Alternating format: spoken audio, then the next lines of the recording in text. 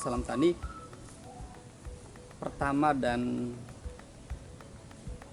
ini adalah lahan porang yang kami ekspos di Kabupaten Indramayu. Cukup menarik untuk kita ekspos keluar karena ini adalah tanaman pertama yang dikembangkan di Indramayu, yaitu tanaman porang jenis baru yang dikembangkan oleh kelompok tani di wilayah Rancajawat. Kang Jajen ini beserta kelompoknya sedang menanam tanaman porang yang saat ini digadang-gadang tanaman yang cukup memiliki nilai potensi yang baik, kualitas untuk ekspor, dan memiliki penghasilan yang tinggi. Maka Kabupaten Indramayu mulai saat ini sedang gencar menanam porang di beberapa titik, dan di wilayah sini sudah sekitar 1 hektar lebih, bahkan terus menambah untuk penanaman.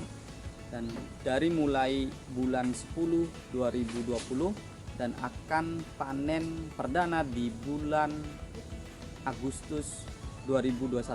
Nah, kami akan terus pantau bagaimana perkembangan dan pola penanaman yang baik terhadap tanaman porang di Indramayu.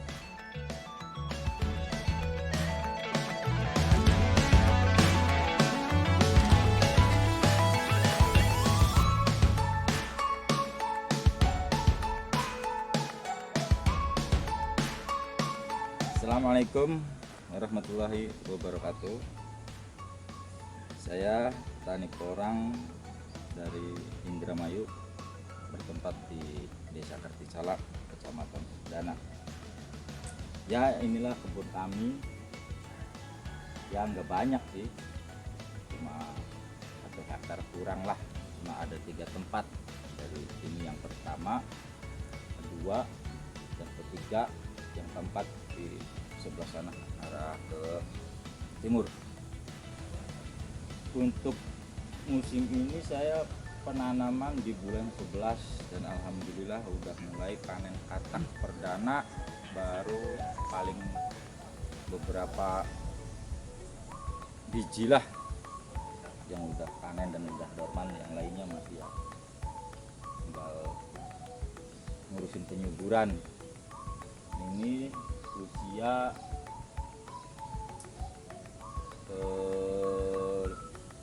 3 bulan dari nanam umbi yang campur, ada yang 1 kilo isi 5, 1 kilo isi 6, dan ada yang 1 kilo isi 70, 50, dan katak yang isi 1 kilo itu 800 biji. Ini yang katak sebelah sana, dan ini yang umbi, yang itu yang umbi isi 1 kilo 70, dan yang tempat-tempat lainnya juga ya kita sistemnya beda-beda, cari yang efisien dan yang simpelnya aja.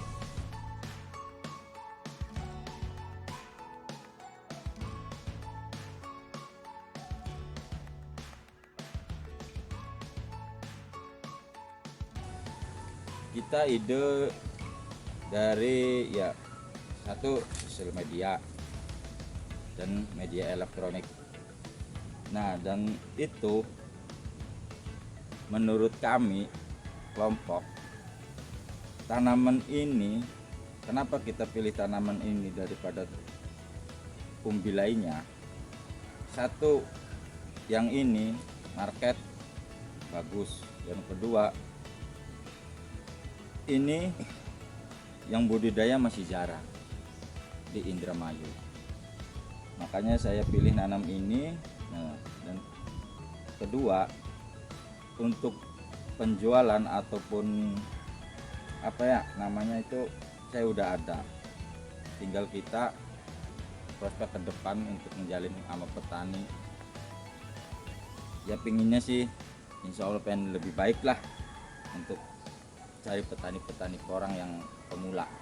Ya seperti saya juga pemula, tapi ya kita pingin apa ya, mengedukasi ke masyarakat bahwa tanaman ini nilai jualnya dan apa ya itu tinggi untuk permintaan pasarnya.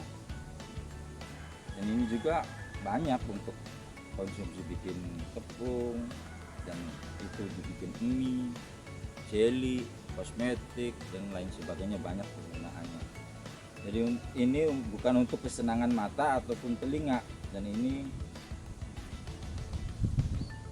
hubungannya dengan apa, konsumsi makan. Jadi nggak pernah bakal kekurangan ataupun nanti takut pas kita nanam untuk penjualannya gimana. Jangan khawatir, kita siap menerima dan kita juga ya siap untuk membina. Kalau untuk penanaman itu tergantung kita untuk menanam dari umbi, dan umbi juga kita bisa dibagi dalam beberapa jenis, ada umbi mini, umbi sedang, umbi besar, dan juga ada yang dari katak mini, katak besar, katak ya tergantung umbi. Tapi untuk standarnya kalau untuk menurut kita semua bibit bagus, dan itu yang 1 hektar itu diperlukan antara 35.000 batang ataupun 5.000 biji sampai 40.000 biji yang per 1 hektar, dan itu tergantung petani milihnya ingin bibit seperti apa. Satu, untuk persiapan kita pilih bibit yang bagus, yang baik. Nah, dan yang kedua sesuai dengan siklus orangnya juga, lebih bagusnya ditanam antara bulan 10, 11 dan 12. Ya minimal mulai ada hujan lah 1-2, ya dalam artian 1 minggu ya 1 kali hujannya, itu lebih bagus. Itu sih ya tergantung petani juga kan, seninya masing-masing. Untuk seni tanamnya petani kan masing-masing, ada teori yang ini dan yang ini gitu. Kendala permodalan, dalam artian permodalan, karena untuk harga bibit ya agak lumayan besar harganya untuk harga umbi ataupun harga katak. Kalau untuk masalah lahan ya minimal ya untuk petani pemula juga bisa lah, nggak kita pakai ya pupuk kandang ataupun apa untuk dasar apa gitu. Tapi ya itu paling kendala cuma di permodalan. Ya untuk petani pemula mungkin kaget untuk harga bibitnya itu. Kalau ini kita dipasok dari Kuningan, Majalengka dan Subang sama Sumedang.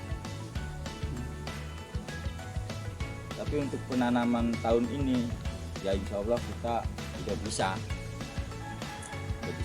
memasok, dan ya untuk penanaman berikutnya ya kita untuk membutuhkan kebutuhan petani yang lain kita bisa lah, karena yang 1 batang ini kan menghasilkan katak banyak, ya minimal lah ada 3 katak. 1 batang 3 katak. Ini tunas pertama kita panen, kan udah ada tunas yang kedua ya, perbandingannya dalam 1 hektar bisa banding antara untuk penanaman ke depan, kalau toh kita nggak kejual 1 hektar bisa banding 5 ataupun 4 untuk penanaman berikutnya, itu pun walau kita nggak dijual untuk penanaman berikutnya itu. Untuk umbi juga ya bisa kita ditanam lagi untuk katak. Kalau dari katak kita nanam ya dibikin rata aja sebesar telur bebek. Dalam 1 musim kita dibikin rata-rata ya 1 kilo lah, nggak muluk-muluk, syukur-syukur ya lebih. Itu tergantung olah lahan. Dalam kita menanam 1 hektar 35.000 bibit, dibikin 1 kilo ataupun ya lebih, dibikin rata aja lah 1 kilo ataupun 1,5 kilo. Kita dalam 1 hektar bisa, kalau kita bikin 1 kilo kita bisa dapat 35 ton untuk umbi. Dan untuk katak yang dalam satu musim dari tunas pertama sampai kedua ataupun ada ya sampai yang ketiga, itu bisa kita menghasilkan 2,5 kintal katak. Itu pun kalau kita dibikin yang satu batang tunas pertama itu setengah on, tinggal dikali aja lah, dikali 35.000 batang, dikali aja dua batang berarti ya setengah on. Setengah on itu nanam yang segede telur. Ya tergantung penanam, tergantung kita nanam bibitnya sih, kan kita bervariasi bibitnya, ada yang gede ada yang kecil ya, bervariasi. Udah ada untuk umbi produksi, udah ada, dan untuk bibit ya insya Allah untuk memenuhi petani kelompok kita ya insya Allah cukup lah. Alhamdulillah saya punya 12 anggota, dan untuk support dari pemerintahan Indramayu setempat bagus, merespon dan kasih dukungan yang bagus.